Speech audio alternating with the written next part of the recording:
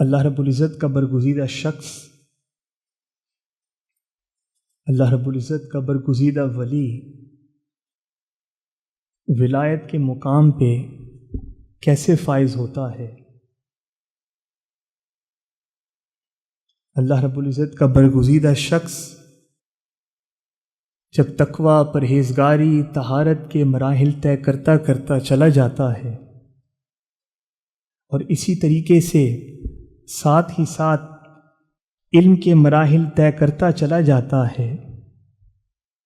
تو ایک مقام ایسا آتا ہے کہ وہ شخص ولایت کا سمندر بھی بن چکا ہوتا ہے اور علم کا سمندر بھی بن چکا ہوتا ہے، اور اس مقام پہ اللہ رب العزت کی عنایات ہوتی ہیں، اللہ رب العزت کا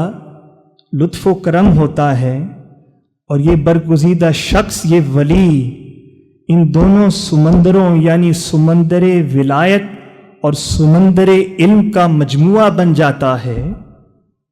اس کی ہستی میں علم کا سمندر بھی بہتا ہوا نظر آتا ہے اور ولایت کا سمندر بھی بہتا ہوا نظر آتا ہے، اور ایک مقام پہ یہ دونوں سمندر جمع ہو جاتے ہیں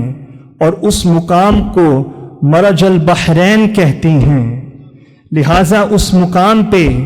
جب سمندر علم اور سمندر ولایت جڑ جاتے ہیں اور مل جاتے ہیں، پھر اللہ رب العزت اپنے برگزیدہ ولی کو مرج البحرین کا مصداق بنا دیتا ہے، اور یہ وہ مقام ہے مرج البحرین کا جب اللہ رب العزت اپنے برگزیدہ شخص کو ولایت عظمیٰ عطا فرماتا ہے۔ جب اللہ رب العزت کا برگزیدہ شخص علم کا سمندر اور ولایت کا سمندر بن جاتا ہے، اور جب یہ دونوں سمندر مل جاتے ہیں، اس مقام پہ اللہ رب العزت اسے ولایت عظمیٰ یعنی شان قطبیت اور شان غوثیت سے نوازتا ہے۔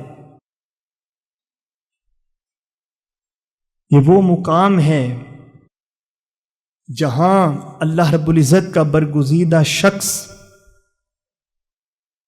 تقویٰ، پرہیزگاری، طہارت،